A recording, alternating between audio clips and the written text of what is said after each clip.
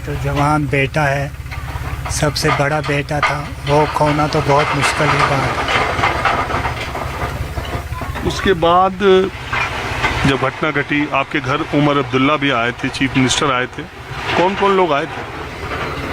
जी बहुत सारे लोग आए, जिनमें मुझे कुछ लोगों के नाम भी याद नहीं है, लेकिन उमर अब्दुल्ला भी आए थे, फारूक अब्दुल्ला साहब भी आए थे, उमर अब्दुल्ला के बेटे तो वो भी आए थे, इल्तिजा मुफ्ती भी आई थी, एकनाथ जी शिंदे के कुछ बंदे थे वो भी आए थे, और भी जो सब डिपार्टमेंट के लोग जो थे सब यहाँ पहुँचे और हमारे इस गम में शिरकत की। और हम तो आपके बेटे ने जो कुर्बानी दी, उसके बाद हिंदुस्तान में जो अलग अलग इलाकों के लोग या यहाँ की जो हुकूमत है आपके स्टेट की, उसने जिस तरह आपके साथ खड़े हुए, उसको आपने कैसे देखा? आप अकेला पाए या आपको लग रहा था कि नहीं, पूरा समाज, देश आपके साथ खड़ा है? ये मुझे ये लगता है, इसी फ़क्र से मैं अभी, मेरे घर वाले और मैं भी जी रहे हैं हम कि हम अकेले नहीं हैं, हमारे साथ पूरा हिंदुस्तान है, पूरे हिंदुस्तान की जो हुकूमत है वो है।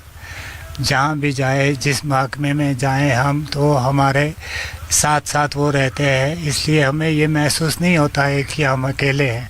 हमारे साथ सब हिंदुस्तान के लोग भी हैं, चाहे वो सिविल लोग हैं या गवर्नमेंट के लोग हैं, सब हमारे साथ हैं। हमारे इस पे बहुत फख्र रहता है इसी से। और आपको डर लगता है कि आदिल मतलब आतंकियों से भिड़ गए थे, आप इतने अंदर इलाके में रहते हो, आपको कभी कोई डर भी लगता है इसका? जी डर तो है ही, डर क्यों नहीं होता, हर इंसान को अपने अपने इसका डर होता है, अपनी जान का।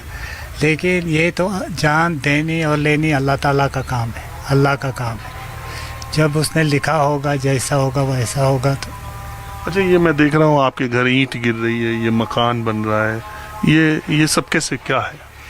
जी ये जो एकनाथ जी शिंदे के बंदे यहाँ आए थे महाराष्ट्र के, तो उन्होंने हमारे साथ, उन्होंने कहा था कि हम आपको कुछ नकद भी देने के लिए आए हैं और हम आपको मकान बना के देंगे।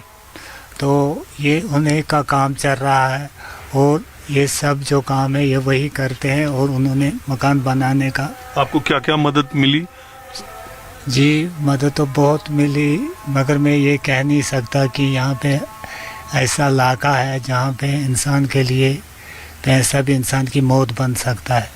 तो लेकिन मदद मिली आप? हाँ, अपनी अपनी तरफ से सब ने, चाहे वो सिविल हो या गवर्नमेंट हो, कोई भी हो, सबों ने जिसको जितना, जिसके मन में जो था वो उन्होंने दिया। आप उससे मुतमईन हैं? जी मुतमईन है, हाँ जी। क्यों? नौकरी भी मिली किसी को?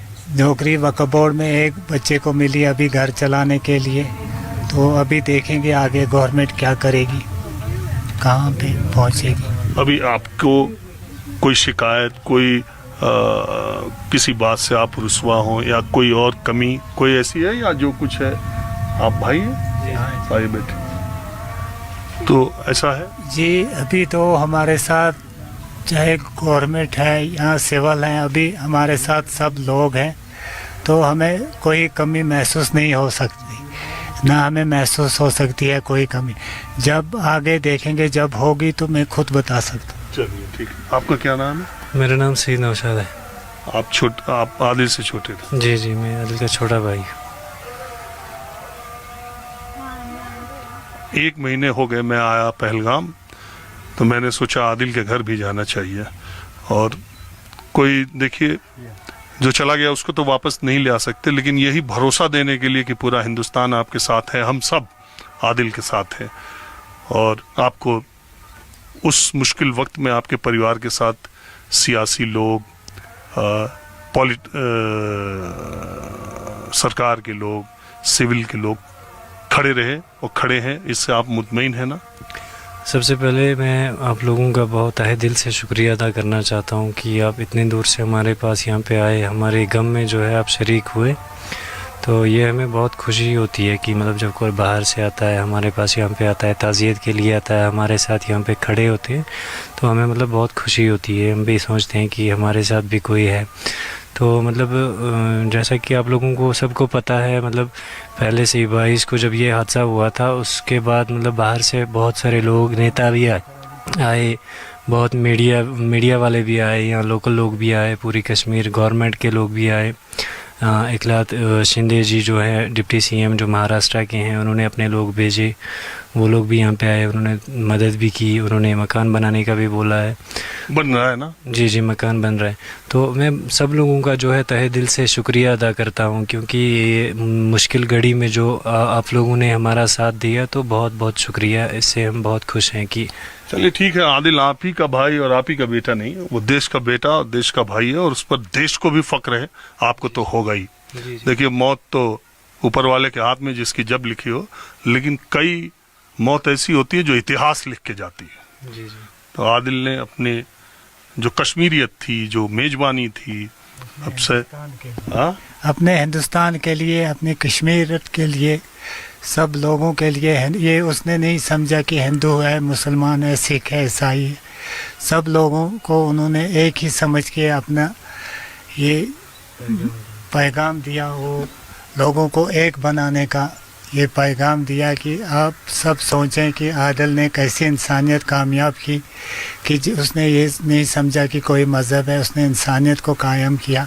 लेकिन हम सब लोगों को, चाहे हिंदू हो, सिख हो, ईसाई हो, कोई भी मज़हब का लोग हो, मुसलमान हो, उसके दिल में भी यही रहना चाहिए कि हम इंसानियत को कायम करें।